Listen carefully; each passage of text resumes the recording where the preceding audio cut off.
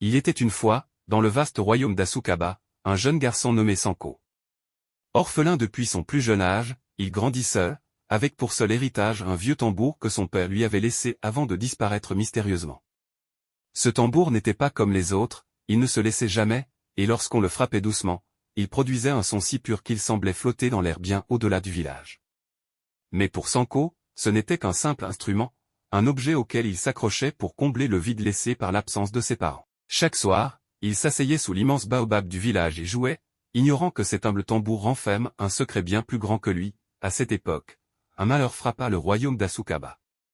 Le grand roi, respecté et craint dans toute la région, tomba soudainement malade. Aucun guérisseur, aucun marabout, aucune potion ne parvenait à apaiser ses souffrances. Le peuple, inquiet, redoutait le pire, si le roi venait à disparaître, le royaume sombrerait dans le chaos. Un jour, une vieille devineresse, venue des montagnes lointaines, fut convoquée au palais. Drapée dans son pagne aux motifs ancestraux, elle observa le roi avec des yeux perçants avant de déclarer d'une voix grave, « Seul le son du tambour sacré pourra guérir le roi. Mais prenez garde. Cet instrument ne résonne que pour un cœur sincère. » Aussitôt, les émissaires du roi furent envoyés dans tout le royaume, interrogeant village après village pour retrouver ce mystérieux tambour. Finalement, après plusieurs jours de recherche, ils parvinrent à un petit village reculé, et découvrirent Sanko et son précieux héritage.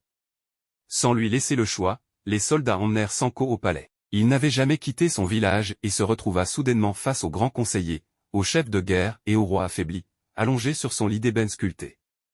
L'atmosphère était lourde, et tous les regards étaient braqués sur lui. « Joue, enfant. Joue pour ton roi », lui ordonna l'un des conseillers. Le cœur battant, Sanko posa ses mains sur le tambour et frappa doucement.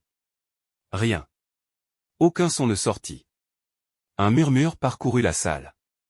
Ce garçon n'est pas digne. Rougissant de honte, Sanko baissa la tête. Avait-il déçu son père disparu? Avait-il été amené ici pour échouer? Mais la devineresse s'approcha lentement et posa une main sur son épaule. Le tambour ne chante que pour ceux qui connaissent la vérité de leur cœur. Ne joue pas pour nous. Ne joue pas pour le roi. Joue pour toi. Sanko prit une profonde inspiration. Il ferma les yeux et laissa son âme parler à travers ses mains.